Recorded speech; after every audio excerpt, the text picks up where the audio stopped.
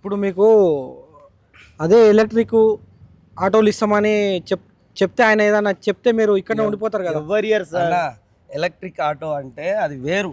ఉమ్, electric auto ఎంతవరకు పనిచేస్తుంది? City వరకు మాత్రమే పనిచేస్తుంది, ఉమ్, ఎమర్జెన్సీ ఉంటుంది. ఇదే కరోనా టైంలో అన్ని పంపులు బంద్ ఉంటే ఎక్కడో పోయి డీజిల్ తెచ్చుకున్నాం. ఉమ్, కరోనా టైంలో మీ బస్సులు ఫ్రీ బస్సులు 7 ఉన్నాయి, మేమే కదా సర్వీస్ చేసింది. ఉమ్, ఈ రోజు మేము ఈఎస్ఐ హాస్పిటల్ కి కరోనా వచ్చిన పేషెంట్లను తీసుకుపోయి ఈఎస్ఐలో చేసినాం. ఇదే కాలనీలో మేము పనిచేసినాం, కరోనా టైంలో గిట్ట ఉన్నాం. ఉమ్, అప్పుడు ఏడున్నారు మీరు లీడర్లు?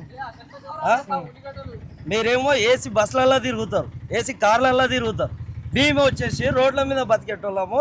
అదే కరోనా టైంలో ఎంతమంది ప్యాసింజర్లను తీసుకుపోయి హాస్పిటల్లో జాయిన్ చేసినాం మాకు తెలుసు. కరోనా అప్పటి నుంచి 3 ఎక్కించినాం. ఉమ్. మాకు లాస్ వచ్చినా మేము నడుపుకొని మా పిల్లం పిల్లల్ని బతికిపించుకున్నాం కదా.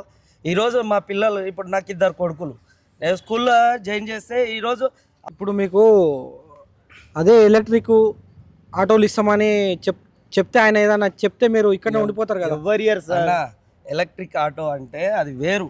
ఉమ్, ఎలక్ట్రిక్ ఆటో ఎంతవరకు పనిచేస్తుంది? సిటీ వరకు మాత్రమే పనిచేస్తుంది, ఉమ్, ఎమర్జెన్సీ ఉంటుంది. ఇదే కరోనా టైంలో అన్ని పంపులు బంద్ ఉంటే ఎక్కడో పోయి డీజిల్ తెచ్చుకున్నాం. ఉమ్, కరోనా టైంలో మీ బస్సులు ఫ్రీ బస్సులు 7 ఉన్నాయి, మేమే కదా సర్వీస్ చేసింది. ఉమ్, ఈ రోజు మేము ఈఎస్ఐ హాస్పిటల్ కి కరోనా వచ్చిన పేషెంట్లను తీసుకుపోయి ఈఎస్ఐలో జాయిన్ చేసినాం. ఇదే కాలనీలో మేము పనిచేసినాం, కరోనా టైంలో గిట్ట ఉన్నాం. ఉమ్, అప్పుడు ఏడున్నారు మీరు లీడర్లు? మీరేమో ఏసీ బస్సులలో తిరుగుతారు, ఏసీ కార్లలో తిరుగుతారు, మేము వచ్చేసి రోడ్ల మీద బతికేటోళ్ళము. అదే కరోనా టైంలో ఎంతమంది ప్యాసింజర్లను తీసుకుపోయి హాస్పిటల్లో జాయిన్ చేసినాం మాకు తెలుసు.